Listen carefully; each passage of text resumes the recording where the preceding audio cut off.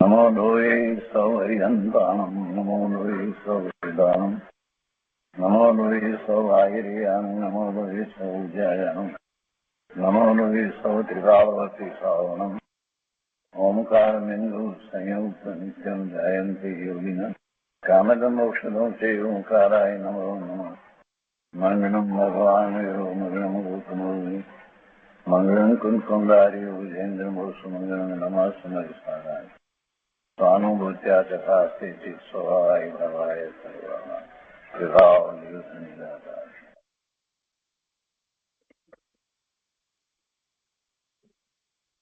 स्वामी कार्तिकेय अनुप्रेक्षा शुभचंद्राचार्यની ટીકા તથા પંડિત જયચંદી છાબડાના ભાવાર્થ અને ટીકા તે સહિત આપણે સ્વામી કાર્તિકેય અનુપ્રેક્ષાનો સ્વાધ્યાય કરી રહ્યા છીએ અને એમાંથી પૂજ્ય ગુરુદેવ આપણને ઘણી મહત્વની પ્રયોજનભૂત વાત સમજાવી રહ્યા છે. સ્વામી કાર્તિકેય અનુપ્રેક્ષાના સ્વાધ્યાયની અંદર પહેલી બે અનુપ્રેક્ષા પૂરી થઈ. અસરણ એ પછી અનિત્ય ભાવનાની પહેલા વાત હતી, અધ્રુવ ભાવનાની વાત હતી, તે પછીથી અસરણની વાત આવી અને તે પછીથી અસરણ પછી સંસાર ભાવનાની વાત. એ સંસાર ભાવનાની અંદર ચાર ગતિના દુઃખની વાત આચાર્ય ભગવાને ગાથા દ્વારા કહી. એમાં નરક ગતિના દુઃખની વાત પહેલા આવી, તે પછીથી તિર્યંજ ગતિના દુઃખની વાત આવી અને હવે અત્યારે મનુષ્ય ગતિના દુઃખની વાતની ગાથાઓ આચાર્ય ભગવાન કહી રહ્યા છે અને એની કેટલીક ગાથાઓ કરી છે અને આગળ આપણે કહીએ છીએ. તો પુણ્યના ઉદયની વાત 49મી ગાથાની અંદર આવીને એમાં એમ કહ્યું કે જેને મહાન પુણ્યનો ઉદય છે તેને તો સુખ છે અને પણ સંસારમાં એ કોઈને એવું સુખ હોતું નથી, પૂર્ણ સુખ હોતું નથી. ભરત ચક્રવર્તીનું ઉદાહરણ આપીને વાત કરીને એ ગાથા પછી 50મી ગાથાની અંદર એમ કહેવામાં આવ્યું કે મોટા પુણ્યવાનને પણ મન વાંછિત બધું જ પુણ્ય હોય એમ નથી હોતું, કાંઈક અધુરાશ ઓછપ રહે છે. અને આપણે 50મી ગાથા વાંચનમાં લીધી છે અને એમાં ભાવાર્થની અંદર કહે છે કે સર્વ મનોરથ તો કોઈના પણ પૂર્ણ થતા નથી, તો પછી સંસારમાં સર્વાંગ સુખી કેવી રીતે થાય? એની પર પૂજ્ય ગુરુદેવ કાંજી સ્વામીએ જે વિસ્તાર કર્યો છે એનો કેટલોક ભાગ આપણે કર્યો હતો, તો આપણે એ આગળ જ લઈએ તે પહેલા પુનરાવર્તન થાય એટલા માટે જે ભાગ વાંચેલો છે પણ આપણે ફરીથી લઈએ છીએ. કાર્તિકેય અનુપ્રેક્ષા પ્રવચન ભાગ પહેલો, પાના નંબર 98. 50મી ગાથા ઉપર પૂજ્ય ગુરુદેવ વિસ્તાર જે કરે છે તે આપણે અહીંયા પહેલેથી લઈએ છીએ. ચિદાનંદ આત્મા સ્વભાવથી પરિપૂર્ણ છે. ચિદાનંદ આત્મા સ્વભાવથી પરિપૂર્ણ છે. જો પર્યાયની વાત નથી, અહીંયા સ્વભાવની વાત છે ને સ્વભાવ તો પોતાના અનંત ગુણને કારણે છે અને એ ત્રિકાળ એવો ને એવો જ રહે છે, કેમ કે અનંત ગુણ ત્રિકાળ નિત્ય એવા ને એવા રહ્યા છે કે વસ્તુ દ્રવ્ય અપેક્ષાએ જે છે તે એવી ને એવી રહે છે, તો સ્વભાવ પણ એવો જ છે, એટલે સ્વભાવ પરિપૂર્ણ છે. ગુરુદેવ કહે છે કે તેની દ્રષ્ટિ અને ભાવના કરે તો અપૂર્ણતા રહે નહીં. ક્યાં અપૂર્ણતા રહે નહીં? પર્યાયની અંદર. વસ્તુ તો પૂર્ણ જ છે, સ્વભાવથી તો પરિપૂર્ણ જ છે, પણ અપૂર્ણતા જે કાંઈ છે તે બધું ક્યાં છે? પર્યાયની અંદર છે. તો એવા આત્મ સ્વભાવની દ્રષ્ટિ કરે, એમાં એકાગ્રતા કરે, ભાવના કરે એટલે એકાગ્રતા કરે, શ્રદ્ધા કરે, એકાગ્રતા કરે, વિશેષ એકાગ્રતા કરતા કરતા આગળ પછી જેમ જેમ જેમ જેમ એની પર્યાયો થતી જાય એ પછી શુદ્ધ પર્યાય અને પછી પૂર્ણ પર્યાય સુધીની પર્યાય સુધી એ પહોંચે. આત્માથી ભિન્ન એવા સંયોગોનો ભોગવટો કદી પૂર્ણ થતો નથી. સ્વભાવ પરિપૂર્ણ છે, સ્વભાવ પરિપૂર્ણ છે અને પર્યાયની અંદર પણ એ પરિપૂર્ણ સ્વભાવ એને પ્રગટ થાય. પણ જે વસ્તુ આત્માની છે જ નહીં એવા સંયોગો, એ સંયોગો હોય અને એનો સંયોગોનું ભોગવવા પણ એ ક્યારેય પૂર્ણ થાય નહીં, પૂર્ણ હોય નહીં, કેમ કે એ આત્માથી જુદી વસ્તુ છે, એ પર છે અને એ બદલાય છે. એટલે આત્માથી ભિન્ન એવા સંયોગોનો ભોગવટો કદી પૂર્ણ થતો નથી. આત્માની દ્રષ્ટિ કરે તો આનંદની અનુભૂતિ જે થાય એમાં પૂર્ણતા થઈ શકે, પણ બહારના સંયોગો પર પદાર્થો જે છે એને ભોગવવાનો ભાવ એનો છે, એમાં સુખની બુદ્ધિ આ બધું જે છે તે છતાં પણ એ પણ પૂર્ણ થતું નથી. બહારના સંયોગોમાં પૂર્ણતા કરવા માંગે તો તે કદી થતી નથી. જુઓ, અહીં ચૈતન્ય સ્વભાવની પાસે આખા સંસારને તુચ્છ બતાવે છે. કઈ રીતે તુચ્છ બતાવ્યો? કે ચૈતન્ય સ્વભાવ પરિપૂર્ણ છે, જ્યારે બહારના સંયોગો જે છે એ પરિપૂર્ણ હોતા નથી, એ બદલાય છે, દરેક સમય બદલાય છે, અને એમાં જે સુખની બુદ્ધિ કરે છે તો ખરેખર એને પૂર્ણપણે એવું સુખ પ્રાપ્ત થતું નથી. ખરેખર તો સુખ છે જ નહીં. પણ ભરત મહારાજાનું ઉદાહરણ આપીને એ વાતને અહીંયા લીધી છે કે એમને પણ પુણ્યનો આટલો ઉદય હોવા છતાં પણ એમને પણ એવું દુઃખનો ભાવ, એટલે કે જે બાહુબલી સામે પોતે જે એમને નમાવવા માટે યુદ્ધ કરે છે તો એ વખતે એમને જે છે તો એ ખરેખર જોવા જઈએ તો અહંકારનો ભાવ થોડોક આવ્યો છે, તો એ રીતે એમને નમાવવા માટે આકુરતા ચિત્તનો ભાવ આવ્યો છે. બધું દુઃખનો જ ભાવ છે.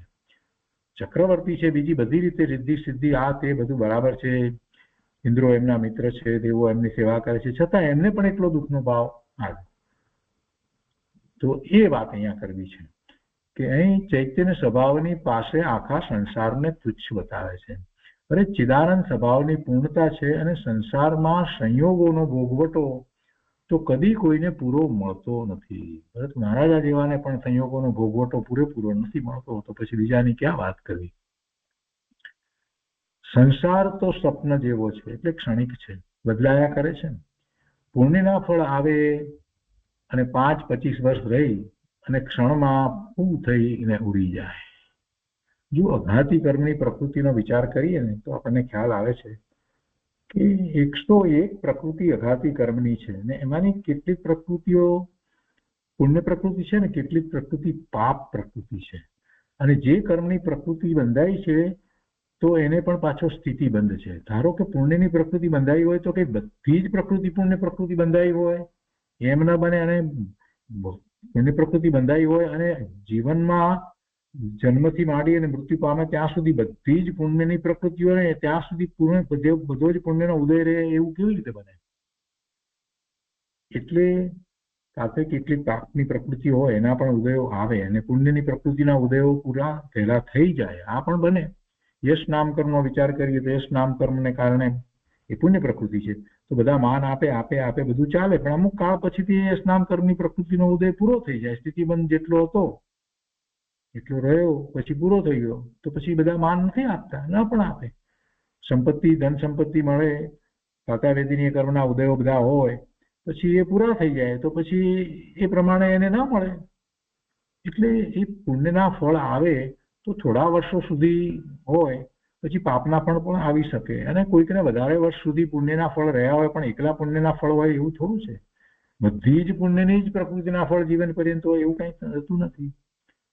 એ વાત અહીંયા સમજાવી છે ગુરુદેવ કે ભાઈ પુણ્યના ફળ આવે અને 5-25 વર્ષ રહી અને એ ચાલ્યા જાય, પણ સ્વભાવ એનો આત્માનો સ્વભાવની પૂર્ણતા પ્રગટી તેનો કદી વિરહ થાય નહીં. સ્વભાવ પોતાનો પૂર્ણ છે, અને પૂર્ણ સ્વભાવ જે છે તો અનુભૂતિ વખતે એને અનંત ગુણનો અંશ પ્રગટે છે. સર્વ ગુણાંશ સંકિત એમ કૃપાળુદેવે જે કહ્યું છે, તો એવી અનુભૂતિમાં એ અનંત ગુણનો અંશ પ્રગટ થાય છે. એમ નથી કે કોઈ ગુણનો અંશ ન પ્રગટ થાય. એટલે સ્વભાવ વસ્તુ કેવી છે, અનંત ગુણનું ભવનરૂપ એનો સ્વભાવ છે, તો એ અનંત ગુણનો અંશ પ્રગટ થાય છે. એટલે એમાં એને પૂર્ણ સ્વભાવ છે એનો ખ્યાલ આવે છે, અને એ પ્રગટ થયા પછીથી કંઈ ચાલે જતો નથી. આગળ ને આગળ વધારે ને વધારે એમાં વિશેષ એકાગ્રતા કરે છે, પણ સ્વભાવ અધૂરો પ્રગટ થતો નથી. સ્વભાવ તો પૂર્ણપણે જ પ્રગટ થાય, થોડો સમય માટે પ્રગટ થાય એ વાત જુદી છે, વિશેષ એમાં એકાગ્રતા રહે એ બધી વાત જુદી છે. પણ અનંત ગુણનું જે ભવન અંદરમાં ચાલી રહ્યું છે એ પ્રગટ થાય છે, ભલે થોડા સમય માટે અંશ પ્રગટ થયો કહેવાય, પણ છેવટે પ્રગટ થાય છે તો સ્વભાવ છે, ને એ સ્વભાવની પૂર્ણતા પ્રગતિ તેનો કદી વિરહ થાય નહીં. અને સંસારમાં પુણ્યનો સંયોગ કોઈને કાયમ રહે નહીં. પેલી બાજુ જોઈએ તો સ્વભાવની પૂર્ણતા પ્રગતિ સમ્યક દર્શન અનુભૂતિ થઈ એ કાયમ રહે છે, જ્યારે સંસારમાં આ પૂર્ણને નો સંયોગ થાય છે એ સંયોગનો તો વિયોગ થયા વિના રહેતો નથી. એ કોઈને સંયોગ એક સરખો સંયોગ કોઈને કાયમ રહેતો નથી.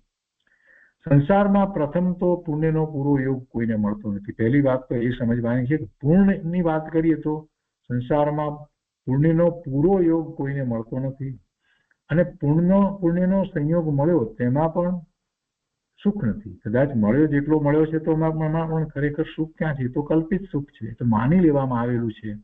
કેમ કે જે સંયોગ મળ્યો છે તો એ સંયોગ બધાને કંઈ એક સરખું સુખ આપે છે એવું તો વસ્તુ સ્વરૂપ નથી.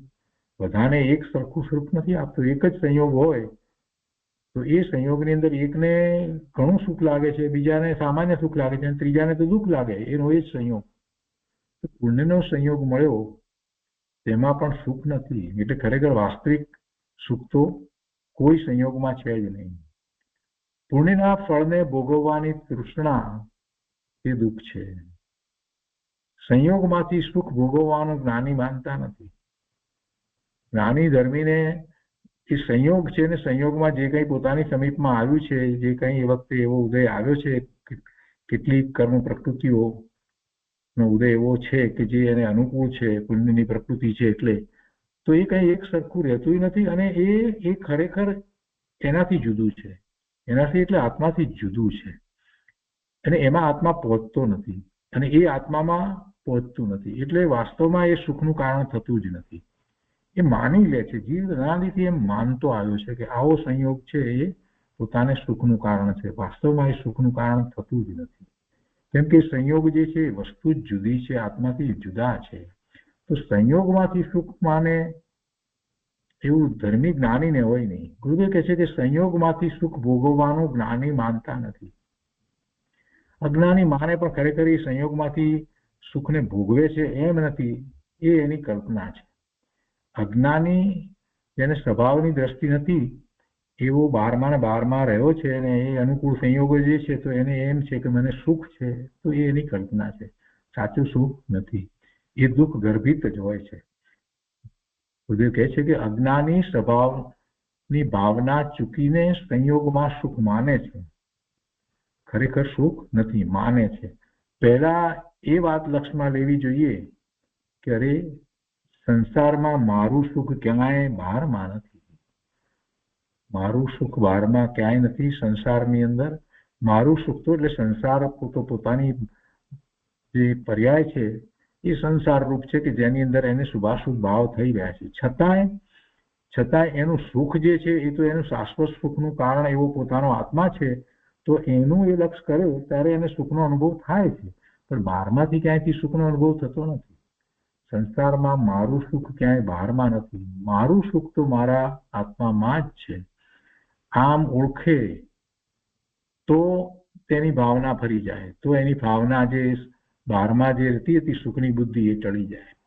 સંસારની અને સંયોગની ભાવના છૂટી જાય, એટલે સંસારની તીવ્ર લોલુપતાનો ભાવ છૂટી જાય. સંસારની તીવ્ર લોલુપતા એટલે શું?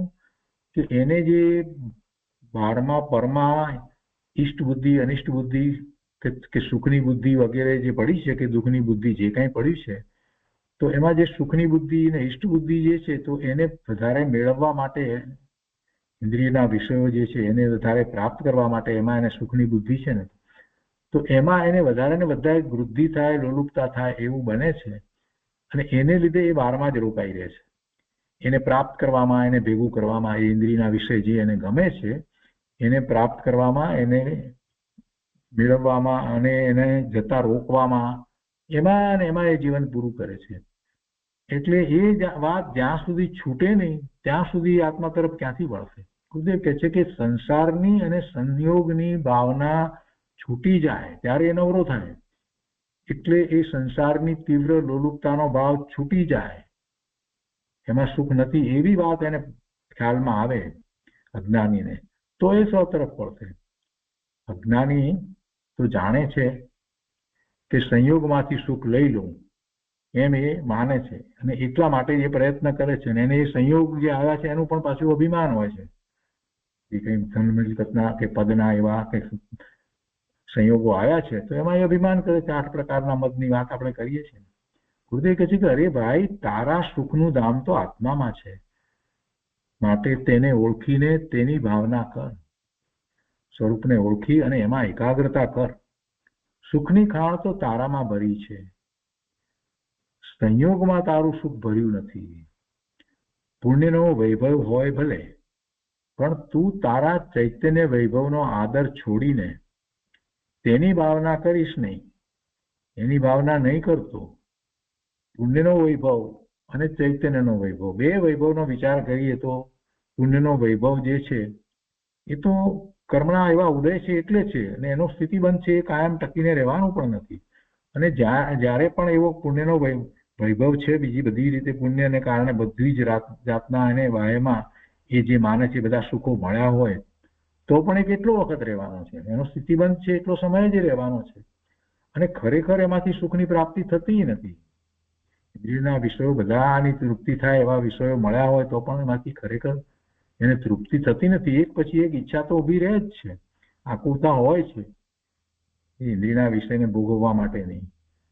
એટલે એ વૈભવનો વિચાર કરે એક બાજુ, અને બીજો એવો વૈભવ જે છે તારું ચૈતન્ય સ્વરૂપ, એનો વૈભવ કે જેમાં એકાગ્રતા કરતા જે આનંદની અનુભૂતિ થાય છે તે તો અપૂર્વ આનંદ છે, અલૌકિક આનંદ છે. અને એ અનુભૂતિ જે છે એ અનુભૂતિ એકવાર થયા પછી એ જતી પણ નથી, અને વારંવાર એનો અનુભવ એ કર્યા જ કરે છે. અને એ તો અનુભવ એક સરખો થયા કરે છે, વધારે ને વધારે સમય થાય છે, ઉલટું ઊંડાણ વધતું જાય છે. તો એવા ચૈતન્ય વૈભવનો આદર છોડી અને તું આ પુણ્યના વૈભવના આદરમાં પડ્યો છે તો ભાઈ એ વાત બરાબર નથી. ગુરુદેવ એમ સમજાવે છે. ગુરુદેવ કહે છે કે ભરત મહારાજાને 6 ખંડનો રાજ વૈભવ હતો, પણ તે અંતરમાં એવી ભાવના કરતા હતા, સમ્યક દ્રષ્ટિ હતા ને, એટલે અંતરમાં એવી ભાવના કરતા હતા કે અરે ચિદાનંદ અંશલા, આ સંયોગ તે તારી ચીજ નથી. તારું પરમાત્મા સ્વરૂપ પરિપૂર્ણ છે. સંયોગ તો પરિપૂર્ણ પણ નથી, પોતાની વસ્તુ નથી, પોતાને ખરેખર સુખનું કારણ નથી. અને એનો તો સંયોગ છે, એનો તો વિયોગ થાય જ છે. પણ પોતાનું પરમાત્મા સ્વરૂપ છે એ પરિપૂર્ણ છે, એ શાશ્વત વસ્તુ છે, એનો ક્યારેય નાશ થતો નથી. અને એનું લક્ષ્ય કરતા જ એની અનુભૂતિ થાય છે. ગુરુદેવ કહે છે કે તારું પરમાત્મા સ્વરૂપ પરિપૂર્ણ છે, તેમાં જ તારી શાંતિ છે. એ વાત અહીંયા ભરત મહારાજાને હતી એમ કહી અને ગુરુદેવ એમ કહેવા માંગે છે કે સમ્યક દ્રષ્ટિ જ્ઞાનીનો તો એવા જ ભાવ હોય છે. આમ તે પોતાના સ્વભાવની જ ભાવના ભાવે છે. આગળ કહે છે કે સમંત ભદ્ર સ્વામી તીર્થંકરોની સ્તુતિ કરતા કહે છે કે હે નાથ, સમ્યક દ્રષ્ટિ જ આપને ઓળખી અને પૂજ્ય માને છે.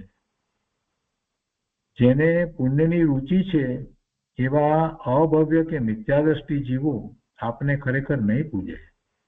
વસ્તુ સ્વરૂપ એમ જ છે.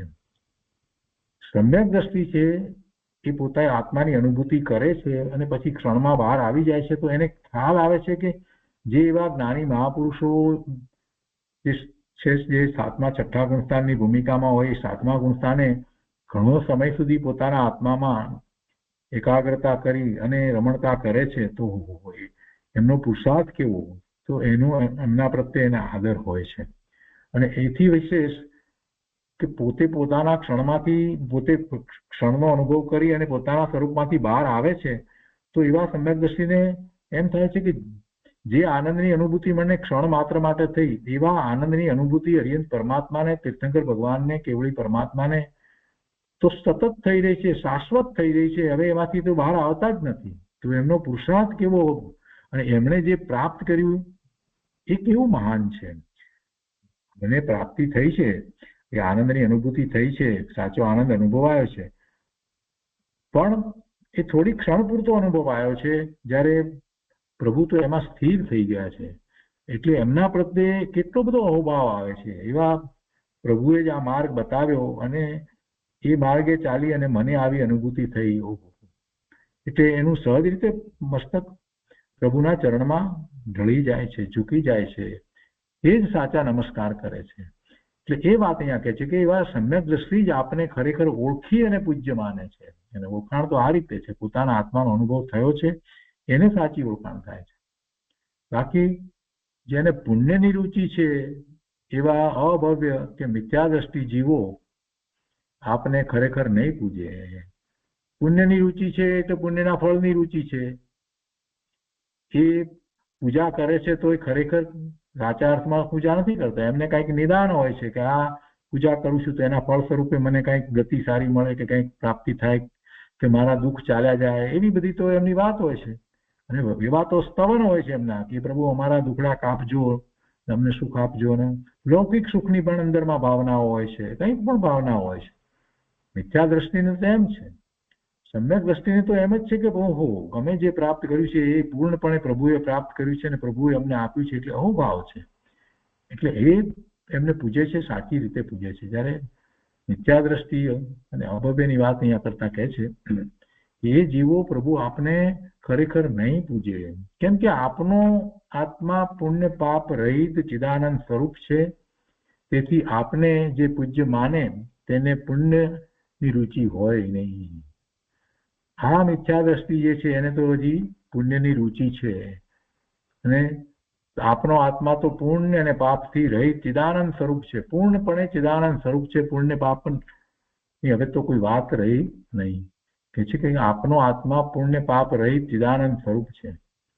તેથી એને જે માને છે એને પુણ્યની કે પાપની રુચિ હોતી નથી. પાપની તો રુચિ કોઈને હોય નહીં, પણ પુણ્યની પણ રુચિ હોય નહીં. તો કહે છે કે તેથી આપને જે પૂજ્ય માને તેને પુણ્યની રુચિ હોય નહીં.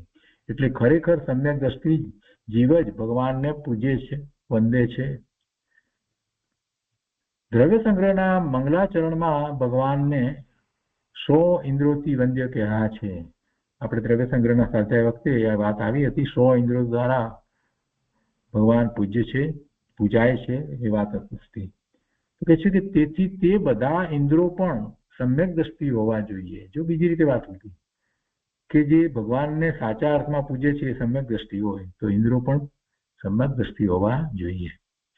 જેને પોતાના પુણ્ય પાપ રહિત નિર્મળ સ્વભાવનો આદર થયો તે જ જીવ ખરેખર ભગવાનને વંદન કરનાર છે.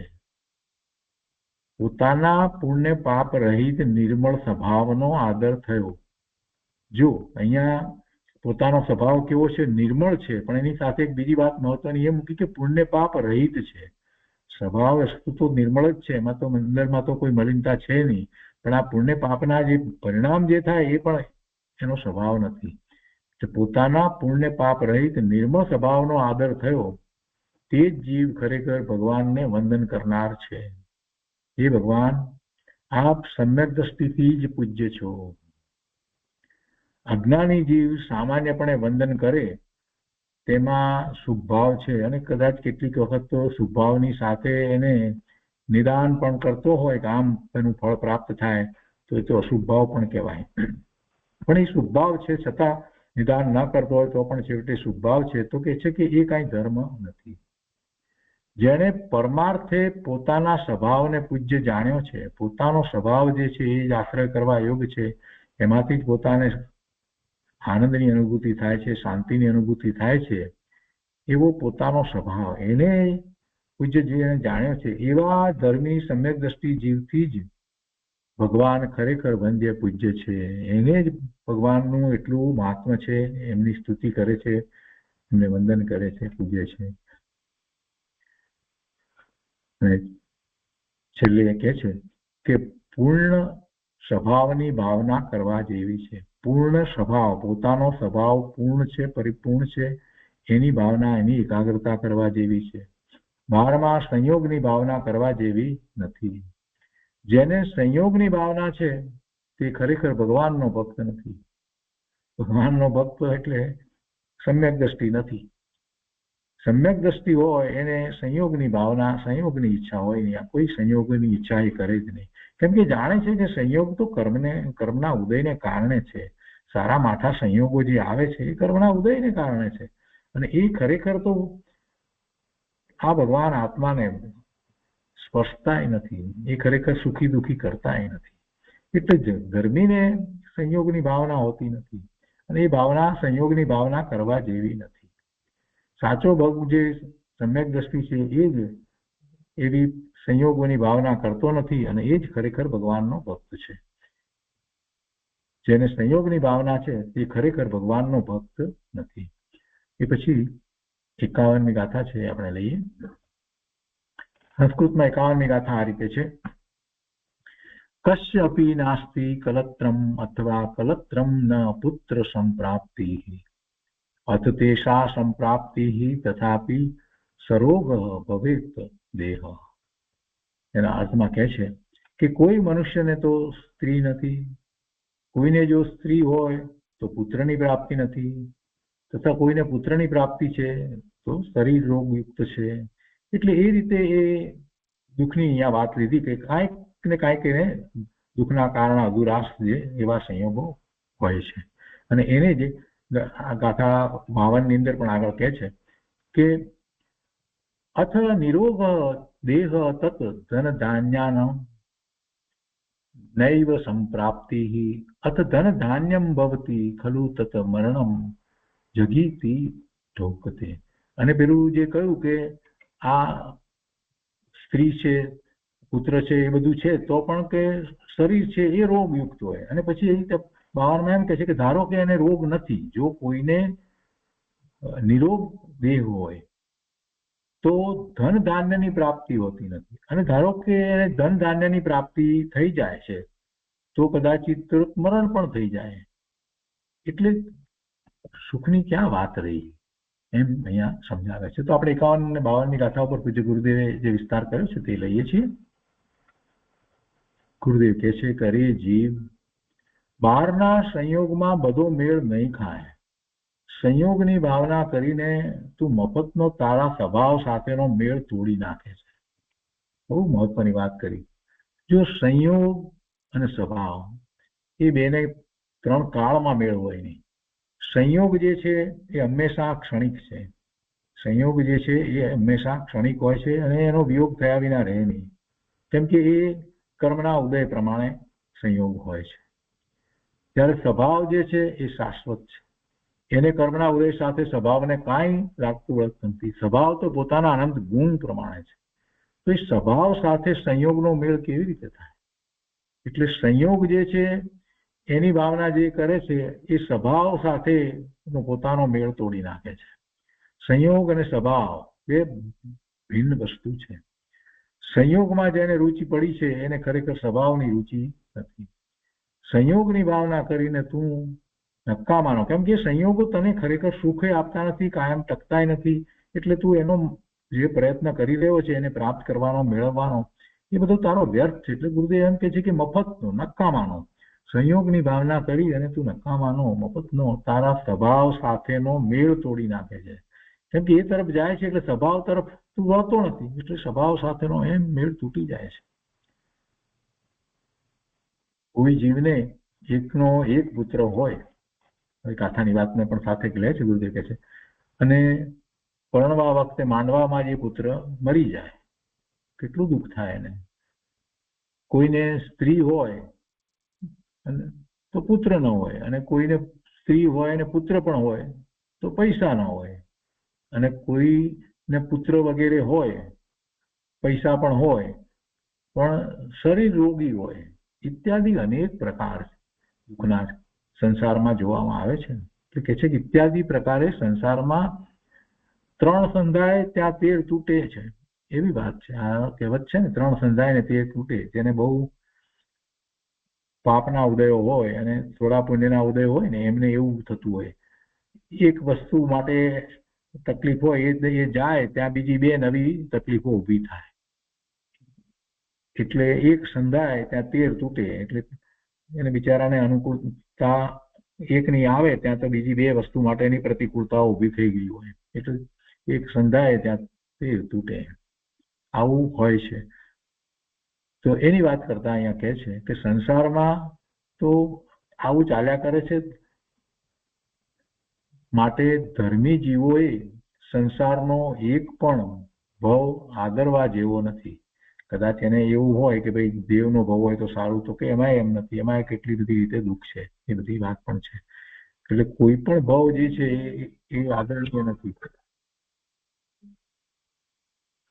કોઈ પણ ભાવ આદરણીય નથી. અને અહીંયા ભાવને બદલે ભાવ શબ્દ લઈએ ને તો વધારે લાગુ પડે છે. અહીંયા કહે છે કે સંસારમાં જે એને ભાવ થાય છે એ બધા સંસાર વધવાના જ ભાવો જે થઈ રહ્યા છે ને શુભાશુભ ભાવ, એમાંનો એક પણ ભાવ આદરવા જેવો નથી. તો આદરવા જેવો ભાવ કયો છે? તો સ્વભાવ ભાવ.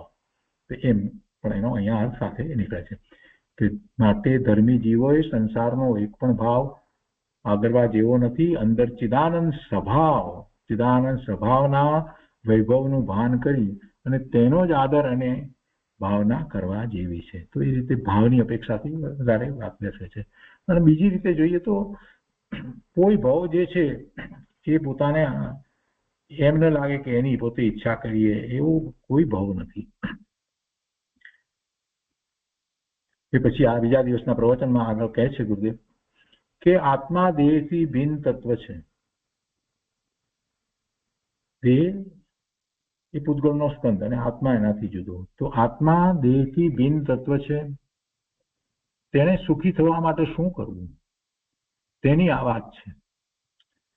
આત્મા અનાદિ અનંત ચીજ છે. તે કદી નવો થયેલો નથી. અનાદિથી છે અને અનંતકાળ સુધી રહેવા વાળો છે. અને જ્યારથી છે ત્યારથી એ કર્મ સહિત છે. અનાદિથી પોતે પોતાના સ્વભાવને ભૂલીને આ સંસારમાં પરિભ્રમણ કરે છે. કેમ કે એ અનાદિથી એ કર્મના બંધ સહિત છે ને કર્મના ઉદયો આવી રહ્યા છે. તો એનું જે લક્ષ કરે છે અને એટલે નવા કર્મ બંધાય છે ને એમ સંસારમાં પરિભ્રમણ કરે છે.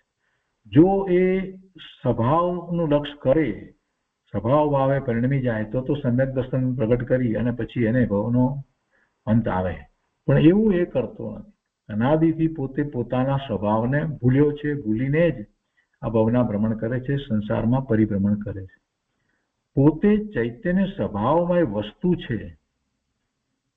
પોતે ચૈતન્ય સ્વભાવમય વસ્તુ છે એનું એને લક્ષ થતું નથી. એની માન્યતા શ્રદ્ધા થવી અને એનો અનુભવ થવો, એવી પોતાની પર્યાય થવી, એવો પુરુષાર્થ ઉપડતો જ નથી. ક્યારેક વાત સાંભળી હોય તો પણ એવો પુરુષાર્થ એને ઉપડતો નથી. ખરેખર તો પોતે ચૈતન્ય સ્વભાવમય વસ્તુ છે. જો પોતાને પોતાના સ્વભાવની કિંમત થાય, સાચી કિંમત થાય, તો પછી સંયોગી ચીજમાં પોતાનું સુખ ન માને. હું આત્મા છું અને મારી શાંતિ મારામાં છે. સંયોગી ચીજો તો મારે માટે નિરર્થક છે. તેથી મને કાંઈ લાભ થતું નથી. તે બહારની ચીજમાંથી તો પોતામાં કાંઈ આવતું નથી. પોતે બહારની ચીજમાં પહોંચતો નથી, પેલી ચીજ પોતામાં આવતી નથી. એટલે ક્યાં એને એનાથી કાંઈ સુખ કે દુઃખ થાય છે? એ કલ્પના કરે છે. બહારની ચીજમાં એ સુખની કલ્પના કરે છે કે દુઃખની કલ્પના કરે છે. પણ બહારની ચીજમાંથી તો પોતામાં કાંઈ આવતું નથી. પણ પોતાના સ્વભાવને અનાદિકાળથી એક સેકન્ડ પણ જાણ્યો નથી. તેથી શરીરમાં, સ્ત્રીમાં, લક્ષ્મીમાં વગેરેમાં સુખની કલ્પના કરી છે. અને એ કલ્પના કરી અને પછી એવા સંયોગોને મેળવવા માટેના પ્રયત્નો કરે છે. ખરેખર એ સંયોગોને મેળવી શકતો નથી. સંયોગ તો એના કારણે આવે, કર્મ જેવા હોય એવા ઉદયો હોય એ પ્રમાણે આવે. એ ધારે એ પ્રમાણે સંયોગ આવે નહીં કે ધારે એ પ્રમાણે સંયોગો જાય નહીં. પ્રતિકૂળ સંયોગને કાઢવાનો પ્રયત્ન કરે તો કંઈ ચાલ્યા જાય એમ નથી. જ્યાં સુધી ઉદય છે ત્યાં સુધી એ સંયોગ રહેવાનો છે.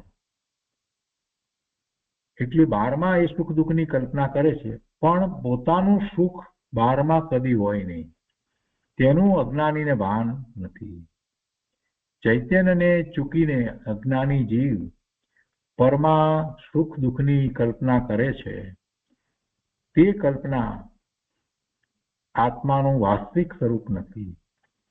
તે કલ્પના કાઢી નાખો તો આત્માનો સહજ જ્ઞાન સ્વભાવ એકલો રહી જાય છે. જો ગુરુદેવે આપણને અહીંયા પુરુષાર્થ બતાવ્યો છે. આ જે કલ્પના જે છે ને એ કલ્પના આત્માનું વાસ્તવિક સ્વરૂપ નથી એવો નિર્ણય કરી અને એ કલ્પનાને કાઢી નાખી. એ કલ્પનાને કાઢી નાખો તો આત્માનો સહજ જ્ઞાન સ્વભાવ એકલો રહી જાય છે. કેમ કે કલ્પના કાઢી નાખી તો પછી એવા વિભાવ ભાવે પરિણમન થતું નથી. તો એ સ્વભાવ તરફ ફળે અને તો જ સ્વભાવની અનુભૂતિ થાય. કેવી રીતે સ્વભાવની પ્રાપ્તિ થાય, સ્વભાવ ભાવે થવું, આ બધો ઉપદેશ ગુરુદેવ આપે છે. પણ સાથે સાથે એનો પુરુષાર્થ પણ બતાવે છે કે તું જ્યાં રોકાયો છે કલ્પનામાં, એ બધી વસ્તુ, એ કલ્પિત સુખ દુઃખના જે વિકલ્પોમાં તું રહ્યો છો એમાંથી નીકળી જાય, એ છોડી જ દે. તે કલ્પના એ કઈ આત્માનું વાસ્તવિક સ્વરૂપ નથી, અને તે કલ્પના કાઢી નાખો, સુખ અને દુઃખ બંને રીતે એ કલ્પના કાઢી નાખો તો પછી બાકી શું રહ્યું? આત્મા જ રહ્યું. એ કાઢી નાખો તો આત્માનો સહજ જ્ઞાન સ્વભાવ એકલો રહી જાય છે, અને તે સ્વભાવમાં સુખ છે. સ્વભાવને ભૂલીને જીવ અનાદિકાળથી મિથ્યાત્વને લીધે ચાર ગતિમાં જે ભ્રમણ કરી રહ્યો છે તેનું નામ સંસાર છે. ધર્મી જીવ જાણે છે કે મારા જ્ઞાન આનંદ સ્વભાવમાં જ મારું સુખ છે. આત્મા કાયમ રહેનારો છે, અને એક સરખો જ આત્મા તો રહે છે. વસ્તુ દ્રવ્ય અપેક્ષાએ જોઈએ તો આત્મા તો એક સરખો રહે છે, કાયમ રહેવા વાળો છે, એનો તો કોઈ નાશ પણ નથી. અને શરીર એની સાથે રહ્યું છે તો શરીરનો સંયોગ છે, એ બદલાય છે. ગુરુદેવ કહે છે કે આત્મા કાયમ રહેનારો છે, અને શરીરના સંયોગ તો નવા નવા બદલાયા કરે છે. તે શરીરમાં મારું સુખ નથી. આવા ભાનપૂર્વક ધર્મી જીવ સંસાર ભાવના ભાવે છે, અને તેનું આ વર્ણન છે. સંસાર ભાવનાની અંદર જે વર્ણન કરવામાં આવ્યું છે તો કે ધર્મી સાથે શું કેવી ભાવના ભાવે છે એની વાત મૂળ તો કરવી છે. સંસારમાં દુઃખ છે એટલી ઊંચી વાત નથી, એ તો નાસ્તિકથી કથન કર્યું. પણ સાચું સુખ ક્યાં છે? તો પોતાના સ્વરૂપમાં જ છે. અને એટલે આ સંસાર જે છે એ દુઃખરૂપ છે એમ નક્કી કરે તો એ સ્વ તરફ વળે ને, સાચા સુખના માર્ગ તરફ વળે ને. એટલે અહીંયા જયારે સંસાર ભાવનાની અંદર વાત કરી તો પહેલા આ બધા દુઃખની વાત લીધી, નરક ગતિના દુઃખ ને, તિરંજ ગતિના દુઃખ ને, મનુષ્ય ગતિના દુઃખ ને, એ બધી વાતો એટલા માટે અહીંયા આચાર્ય ભગવાને સમજાવી કે એવો નિર્ણય થશે તો તું સાચા સુખની શોધમાં જઈશ ને. એટલે મારું સુખ નથી એ બધું, શરીરમાં મારું સુખ નથી, સંયોગોમાં મારું સુખ નથી. અને એવું ભાન થાય, એવો નિર્ણય થાય, આવા ભાનપૂર્વક ધર્મી જીવ સંસાર ભાવના ભાવે છે, એટલે કે આવો સંસાર છે અને એનાથી જુદું પોતાનું સ્વરૂપ છે. તો એનું આ વર્ણન ચાલી રહ્યું છે સંસાર ભાવનાનું. જગતના બધા જીવો સુખને ઈચ્છે છે, પણ સુખનો ઉપાય ઈચ્છતા નથી.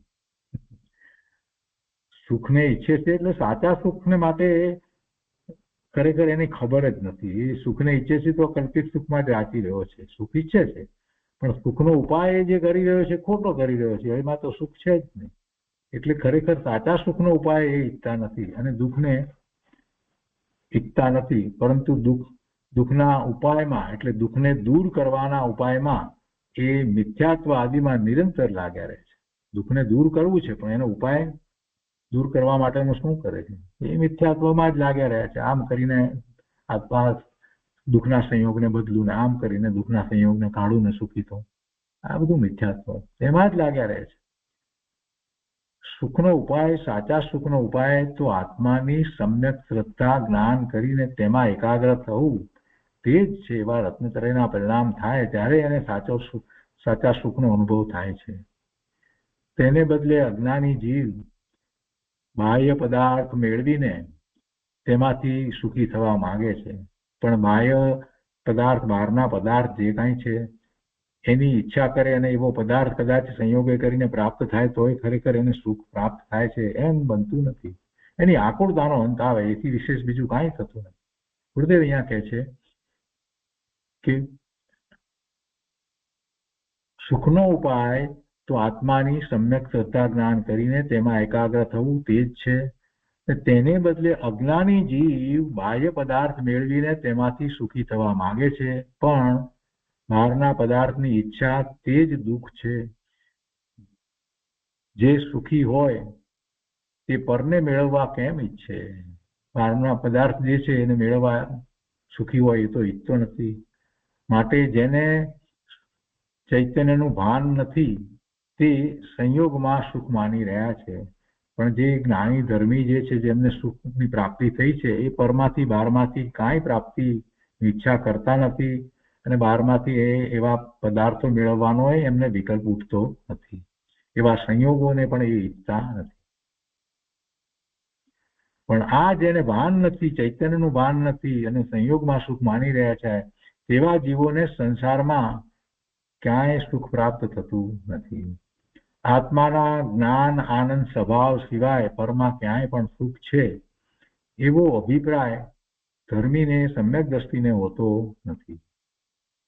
એને તો આત્મામાંથી આવતા સુખનો અનુભવ કર્યો છે એટલે બહારમાં સુખ છે એ વાત એને હોતી જ નથી.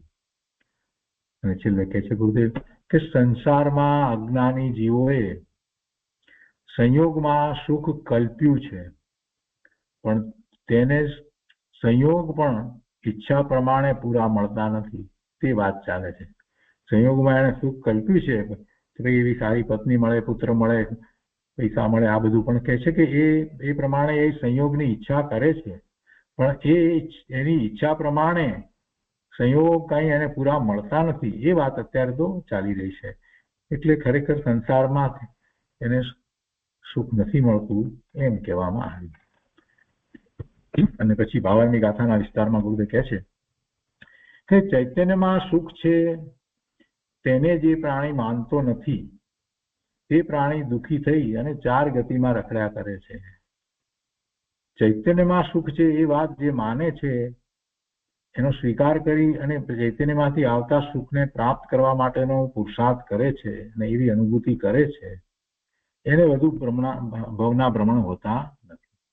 સ્વભાવમાં સુખ ભર્યું છે તેને ન સ્વીકારે અને સંયોગમાં સુખ લેવા માંગે છે તેને પરમાંથી સુખ કદી પણ આવવાનું નથી. ભલે ને ગમે તેટલા ફાંફા મારે પણ એમાંથી એને સુખ ક્યારેય મળવાનું નથી.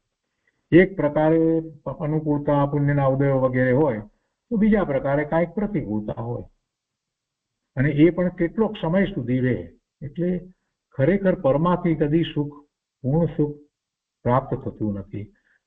એની કલ્પના હોય છે અને એને સંયોગો એવા છે એટલે એ એમ માને છે કે પોતે સુખી, પણ બીજી અનેક પ્રકારે એને દુઃખની અવસ્થા હોય છે અને એનો તેને વિચાર નથી.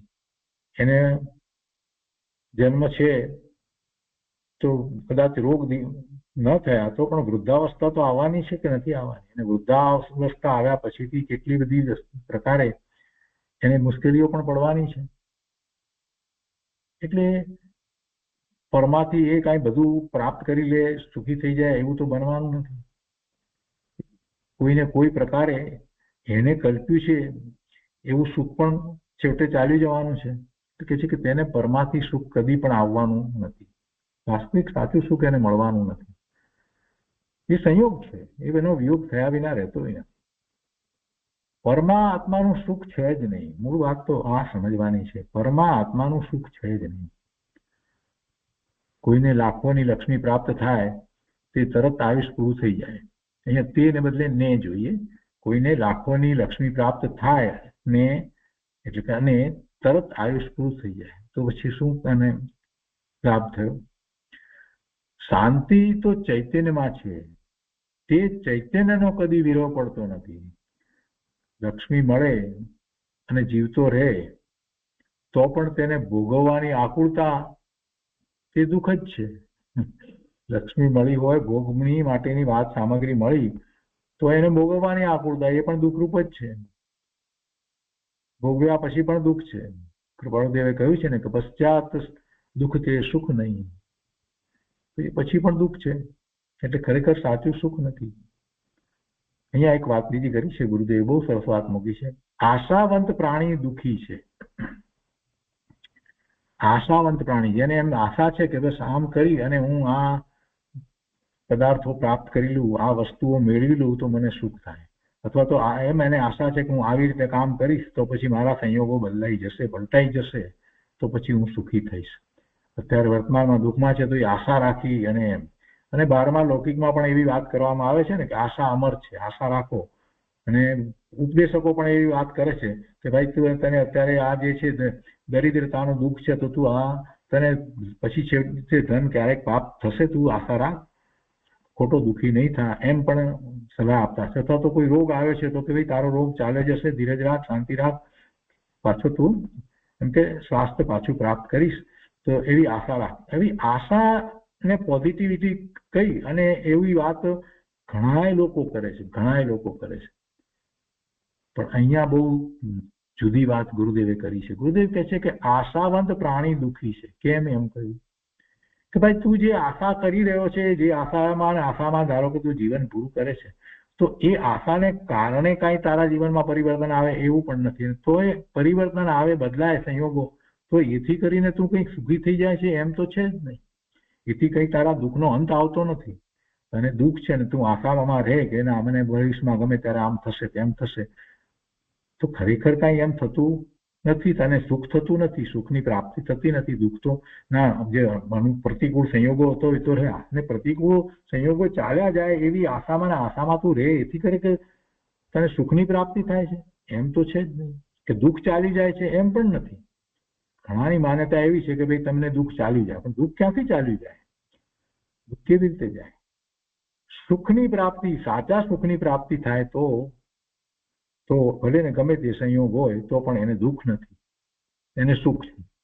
એટલે જેણે ચૈતન્ય સ્વભાવની પૂર્ણતાની ભાવના ભાવી છે, આશામાં નથી બેસી રહ્યો, દુઃખી છે બરાબર, પ્રતિકૂળતા છે, રોગ છે, નિર્ધન છે, કાંઈ પણ હોય, તો એ આશા રાખીને બેઠો છે એમેય નથી. અને બાકી એને માટે જે પ્રયત્ન કરતો હોય તો એ પ્રયત્નમાં તો એ કાંઈ કરી શકતો જ નથી. પરના કાર્યો એ ક્યાં કરી શકે છે? એટલે ખાલી ખોટી આશામાં એ કાંઈ જે કર્યા કરે છે એ એનો ઉપાય નથી. બધા લોકો બહારમાં બધા બતાવે છે ને ઉપદેશકો આવા બધા ઉપાયો, આશા રાખ, આમ રાખ, તેમ કરતી રહેતી, એ ઉપાય નથી. ઉપાય શું છે? ઉપાય તો ગુરુદેવ કહે છે કે ચૈતન્ય સ્વભાવની પૂર્ણતાની ભાવના ભાવી છે અને પરની આશાને જેને દૂર કરી છે એને સાચી શાંતિ અને સુખની પ્રાપ્તિ થાય. એ પરની આશા છોડી દીધી છે, એ આશામાં જીવતો નથી અને પોતાના સ્વરૂપને, પોતાનું સ્વરૂપ જે છે એનું એને મહાત્મા આવ્યું છે, એનું લક્ષ્ય કરી અને એની ભાવના ભાવે છે, એમાં એકાગ્રતા કરે છે, તો એને સાચી શાંતિ અને સાચા સુખની પ્રાપ્તિ થાય છે. આ ઉપાય બતાવ્યો છે. બહુ સરસ વાત મૂકી છે. આશાવંત પ્રાણી દુઃખી છે એમ લીધું છે ગુરુજીએ. જ્યારે અહીંયા લૌકિકની અંદર મોટા ભાગના ઉપદેશો આમ તેમ જે વાતો કરે છે બધા, તો કે બસ આશા રાખો, આશા અમર છે, આ તે. અરે ભાઈ, આશામાં કઈ જીવન નથી જીવવાનું. પોતાનું સ્વરૂપ છે એનું લક્ષ્ય કરી અને જીવન જીવવાનું છે, તો પોતાને સાચા સુખની પ્રાપ્તિ થાય, સાચી શાંતિની પ્રાપ્તિ થાય. આશા નહીં, પરંતુ દ્રષ્ટિ સ્વરૂપ તરફ કરવી. પોતાનું સ્વરૂપ જેવું છે એને જાણવું, જાણી અને પછી એને અનુભવવાનો પુરુષાર્થ કરવો, અને એમ અનુભવે ત્યારે સાચી શાંતિ અને સુખ પ્રગટે છે. એ પછીથી 53મી ગાથા છે, આપણે 53મી ગાથા પણ લઈએ છીએ. આગળ એના અનુસંધાનમાં જ છે. 53મી ગાથામાં અહીંયા કહે છે કે કશ્ય અપી દુષ્ટ કલત્રમ કશ્ય અપી દુર્વ્યસન વ્યવસનિક પુત્ર કશ્ય અપી હરિસમબંધુ કશ્ય અપી દુહિતા અપી દુષ્ટિતા. એના અર્થમાં કહે છે કે આ મનુષ્ય ભાવમાં કોઈને સ્ત્રી દુરાચરણી છે, કોઈને પુત્ર જુગાર આદિ દુર્વ્યસનોમાં લવલીન છે, કોઈને શત્રુ સમાન કલહકારી ભાઈ છે, તો કોઈને પુત્રી દુરાચરણી છે. કાંઈક ને કાંઈક આ હોય છે. એમ કે દુઃખના કારણો જે છે એની જ આગળ વાત ચાલી રહી છે, એવું હોય છે. એટલે સંસારમાં ક્યાંય સુખ નથી એ વાત ચાલી રહી છે. ગુરુદેવ આ 53મી ગાથાનો વિસ્તાર કરતા કહે છે કે મનુષ્ય ભાવ પામીને જેવો તીવ્ર દુરાચરણ કરે છે તેવા જીવો મરીને નરકમાં જાય છે. એક વાત. અને પછી કહે છે બીજી વાતમાં કે જે તીવ્ર માયા કપટ કરે તેવા જીવો તિર્યંચ થાય છે. પહેલી વાતમાં શું કહે છે કે મનુષ્ય બહુ પામ્યા છે, બરાબર છે, છતાં પણ તીવ્ર દુરાચરણ કરે છે, તીવ્ર દુરાચરણ કરે છે. કોઈને મારી એનામાં આચરણમાં ક્રિયા થાય કે ન થાય, પણ એવા ભાવ કરે છે, કોઈને મારી નાખવાના ભાવ, કોઈને દુઃખ આપવાના ભાવ, એવા જે ભાવો જે એના જે ચાલી રહ્યા છે દુરાચરણ છે. એવા પ્રયત્નો કરે છે, એમાં અનુમોદના આપે છે, એમાં ભાગ લે છે એવા કાર્યોમાં, એ બધું દુરાચરણ છે. તો કે છે કે એવા હિંસા વગેરેના ભાવો વગેરે જે છે તો એ તો તીવ્ર દુરાચરણ છે. તો એ તીવ્ર દુરાચરણ કરે છે એ તો જીવ મરીને નરકમાં જાય છે. પણ જે જીવ એવા દુરાચરણ નથી કરતો, પરંતુ તીવ્ર માયા કપટ કરે છે, તીવ્ર માયા કપટ કરે, એ જીવો તિર્યંત થાય છે. આ બેની વાત કરી હતી, કોણ નરકમાં જાય છે અને કોણ તિર્યંત થાય છે. એટલે આવો મનુષ્ય ભાવ મળે છે ત્યારે દુરાચરણ તો કરવું જ નહીં, એનો વિકલ્પ લાવવો નહીં, એની અનુમોદના કરવી નહીં, અને સાથે ને સાથે માયા કપટ ન કરવા, નહીં તો તિર્યંતની ગતિ થાય છે. ગુરુદેવ અહીંયા સમજાવે છે કે અજ્ઞાની જીવ ચિદાનંદ આત્માને ચૂકીને, પોતાના જ્ઞાન આનંદ સ્વરૂપ ભગવાન આત્માને ચૂકીને, ભૂલીને બહારના સંયોગમાં એકત્વ બુદ્ધિ કરે છે, પોતાપણાની બુદ્ધિ કરે છે, તે જ દુઃખનું મૂળ કારણ છે. જેણે સત સમાગમે શ્રવણ મનન કરીને અંદરમાં ચૈતન્યનું ભાન અને એકાગ્રતા કરી છે, તેને દુઃખ હોતું નથી. જેણે બે વસ્તુ લીધી, જેણે સત સમાગમે એટલે સતનો સમાગમ શાસ્ત્ર અને સત્પુરુષનો સમાગમ એવો કર્યો હોય તો સત સમાગમે એને જિનેશ્વર ભગવાનની વાણી સમજાઈ હોય અને એનો સ્વીકાર તો થાય. એટલે જેણે સત સમાગમે સાંભળીને, શ્રવણ મનન કીધું છે, સત સમાગમ તો ખરો, પણ પાછું એ વાતને, એ જીનવાણીને એને સાંભળી હોય, એના ઉપર મનન મંથન ચિંતન કર્યું હોય, તો બે વાત કરવાની, સત સમાગમ અને પાછી એ વાણી, ભગવાનની વાણી, જીનવાણીનું શ્રવણ મનન, તો એ કરીને અંદરમાં ચૈતન્યનું ભાન અને ચૈતન્યમાં એકાગ્રતા કરી છે, તેને દુઃખ હોતું નથી. બાકી બધા દુઃખી છે. તો તે કહે છે કે હો, સુખ તો મારા અંતર્મુખ સ્વરૂપમાં છે, બહારમાં મારું સુખ નથી, અને બહિર્મુખ લાગણીઓ ઉઠે તેમાં પણ મારું સુખ નથી. બહારમાં સુખ નથી, બાહ્ય પદાર્થોમાં નથી, અને બહિર્મુખ બહાર પર તરફની જે લાગણીઓ જે કાંઈ ઉઠે એમાંય ખરેખર મારું સુખ નથી. એટલે કેવા શુભભાવ વગેરે ઉઠે તોય મારું સુખ નથી એમાં. આવો યથાર્થ નિર્ણય પણ જીવે કદી કર્યો નથી. યથાર્થ નિર્ણય જો આ જયારે શાસ્ત્રની વાત આવે ત્યારે મારું સુખ આત્મામાં છે એમ બધા બોલે છે, બધા જ બોલે આ આત્મામાં જ સુખ છે, આત્મા સિવાય બીજે ક્યાંય સુખ નથી, આવી વાત કહે છે. પણ એ તો બધું બોલવામાં રહ્યું. અહીંયા તો કહે છે કે યથાર્થ નિર્ણય, વજન યથાર્થ નિર્ણયમાં યથાર્થ શબ્દ ઉપર છે, અને નિર્ણયનો વિચાર કરીએ તો એ વાતને આપણે વાંચી વિચારીને એમ કહીએ કે બરાબર છે, એમ જ છે તો નિર્ણય થયો, એમ આપણી માન્યતા છે. પણ એ નિર્ણય નહીં, એટલો નિર્ણય નથી. યથાર્થ નિર્ણયની વાત જે છે તો એને માટે ગુરુદેવ આગળ વધારે સ્પષ્ટતા દીધી છે કે જ્યારે એવો નિર્ણય થયો હોય તો પછી એનો પુરુષાર્થ એ જ તરફ ઉપડે. એવો પુરુષાર્થ થવો જોઈએ, ત્યારે એ નિર્ણય સાચો કહેવાય. સાંભળ્યું, વાંચ્યું, સ્વાધ્યાય ત્યાં સુધી હા બધા જોડે ડિસ્કસ કરે ત્યારે પણ આ આત્માનું સુખ આત્મામાં જ છે, સાચું સુખ એમાંથી પ્રાપ્ત થાય. પણ એથી જે નિર્ણય થયો છે એમ નથી થતું. નિર્ણય થયો હોય તો પછી એ તરફનો પુરુષાર્થ પડવો જોઈએ. એટલે આત્માએ ખરેખર એવો યથાર્થ નિર્ણય કર્યો નથી. એ છે કે આવો યથાર્થ નિર્ણય પણ જીવે કદી કર્યો નથી. અને હવે બીજી મહત્વની વાત ગુરુદેવ કહે છે કે જો યથાર્થ નિર્ણય કરે તો અંદર સ્વરૂપમાં એકાગ્રતા થઈને સંસારથી મુક્તિ થયા વિના રહે નહીં. યથાર્થ નિર્ણય કરે તો પછી એ પ્રમાણે જ પુરુષાર્થ થાય, અને પછી એને સ્વરૂપમાં એકાગ્રતા થાય એટલે સહાનુભૂતિ થાય, અને પછી સમ્યક દર્શન થયા પછી આગળ ને આગળ પછી એ છેવટે સિદ્ધ દશા સુધી એનો પુરુષાર્થ થયા વિના રહે નહીં. એ થાય જ એટલે મુક્તિ થાય જ એમ કે છે. પણ અહીંયા એક બીજી મહત્વની વાત અહીંયા એક નીકળે છે. ગુરુદેવ કહે છે કે જો યથાર્થ નિર્ણય કરે તો અંદર સ્વરૂપમાં એકાગ્રતા થઈ અને પછી સંસારની મુક્તિની વાત કરી. પણ યથાર્થ નિર્ણય કરે તો, હવે આપણે જે રસપૂર્ણ ચિઠ્ઠીની અંદર વાત આવે છે તત્વ નિર્ણયની વાત, યથાર્થ નિર્ણય કરવો એટલે સમ્યક દર્શન, તત્વ નિર્ણય ને સમ્યક દર્શન કહ્યો છે. તો જે નિર્ણય છે એટલાથી સમ્યક દર્શન નથી. એ નિર્ણય યથાર્થ થયો હોય તો પછી આગળ એ સ્વરૂપમાં એકાગ્રતા કરે ત્યારે સમ્યક દર્શન થાય છે. નિર્ણય માત્ર એ સમ્યક દર્શન નથી. તત્વાર્થ શ્રદ્ધાનમ સમ્યક દર્શનમ જે કહ્યું ઉમાસાતીજી ભગવાન, એ તો આખી જુદી વાત થઈ. એવું તત્વાર્થ શ્રદ્ધાનમ એમ કીધું છે, તત્વની શ્રદ્ધા, યથાર્થ શ્રદ્ધા.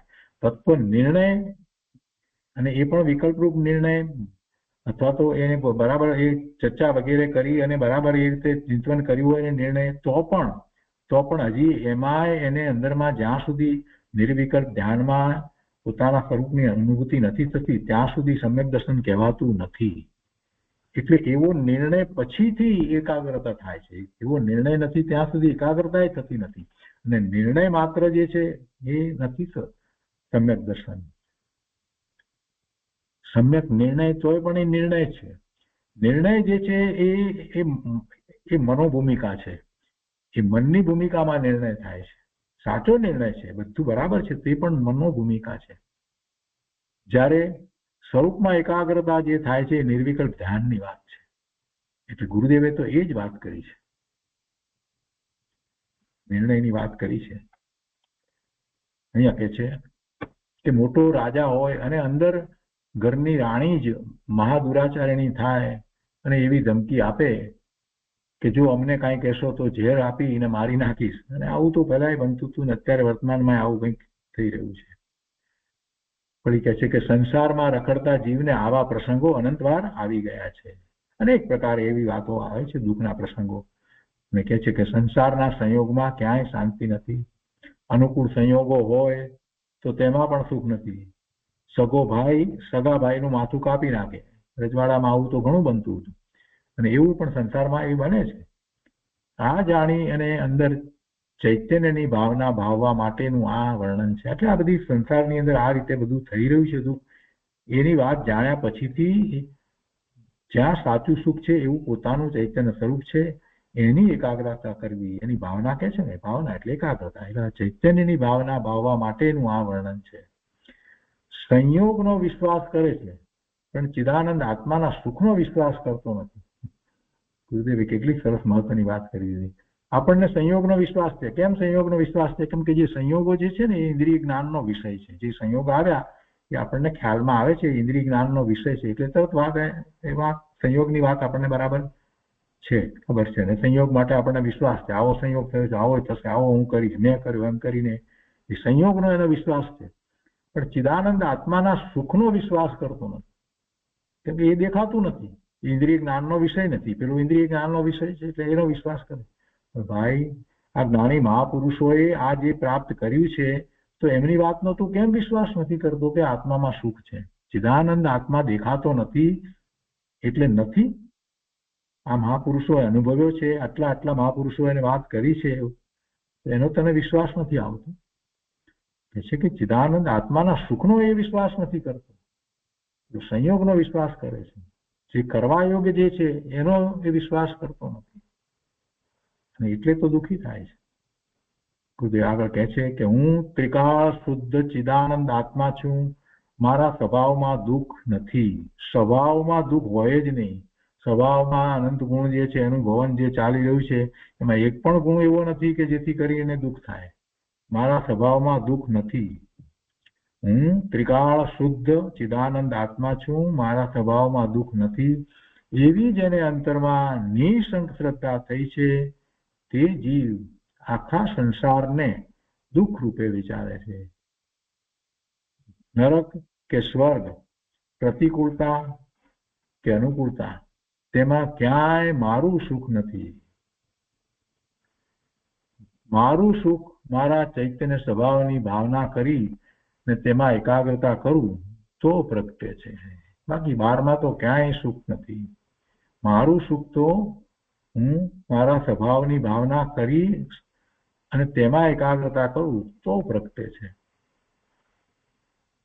ગુરુદેવ કહે છે શરીરમાં રોગ થાય છે, જ્યાં શરીરમાં પણ પોતાનું ધાર્યું થતું નથી તો પછી પર સંયોગને હું ફેરવું એ તો તદ્દન મિથ્યા બુદ્ધિ છે.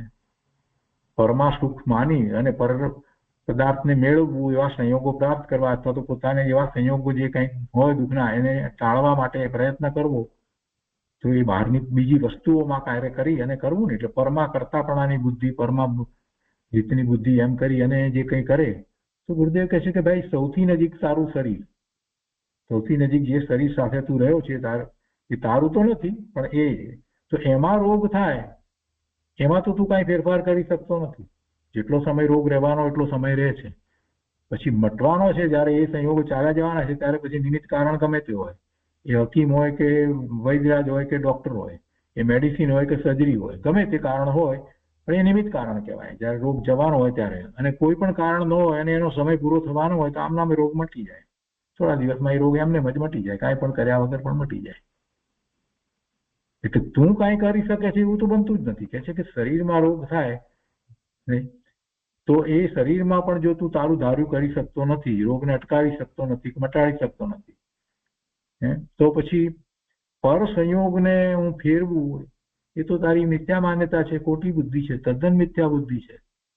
પર જીવને હું બચાવી દઉં એમ અજ્ઞાની માને છે. એ પણ એનો અહંકાર છે. કોણ કોને બચાવે? એનું આયુષ્ય તો બચે. તેને પરનો અહંકાર ટળતો નથી, પરનું કરતા પણ એને ટળતું નથી અજ્ઞાનીને. અને સ્વભાવની દ્રઢતા થતી નથી, કેમ કે પરમાં રોકાઈ ગયો છે ને, એટલે પછી ક્યાંથી થાય?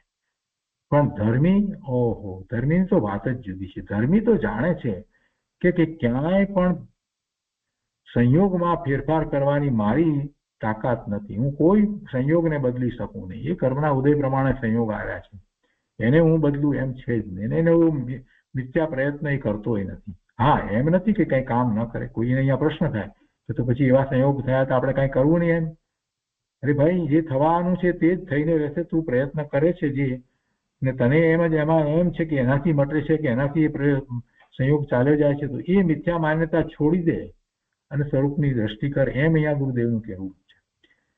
જે વખતે જે સંયોગો છે અને એ સંયોગો દૂર થવા માટેના જે કારણો, જે નિમિત્ત કારણો જે છે તે થશે તો થશે જ. એમાં તારે કરતાપણાની બુદ્ધિ કરવાની જરૂર નથી. હું તો જ્ઞાન અને દર્શન સ્વરૂપ છું, એ વાત મૂળ છે. હું એ બધું કરી શકું, સંયોગોમાં ફેરફાર કરું એવી મારી શક્તિ નથી. હું તો જ્ઞાન અને દર્શન સ્વરૂપ છું.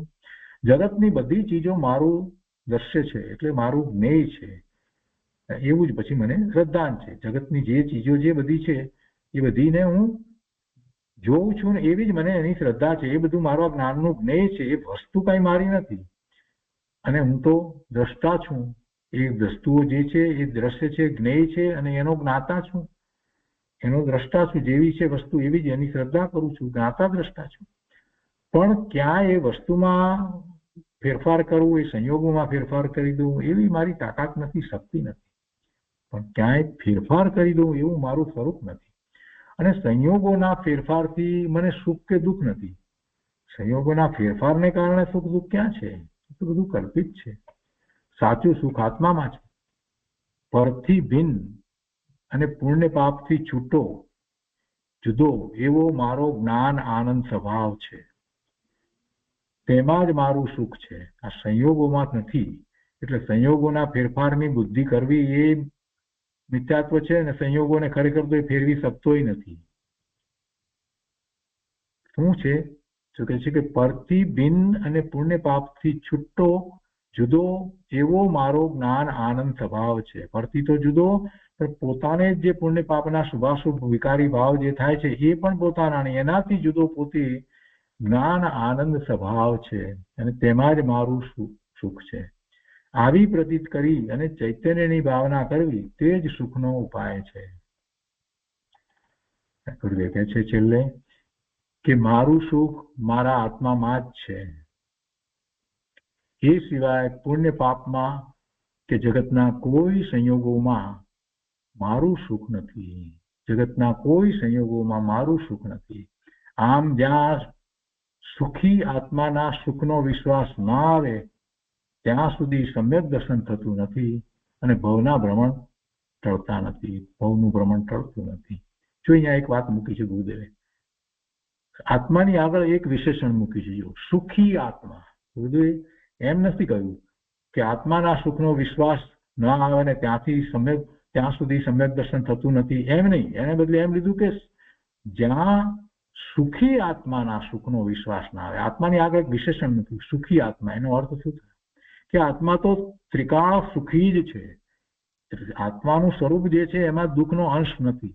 અનંત ગુણ જે છે એના ભવનની અંદર દુઃખનો અંશ નથી. તો સુખી જ છે.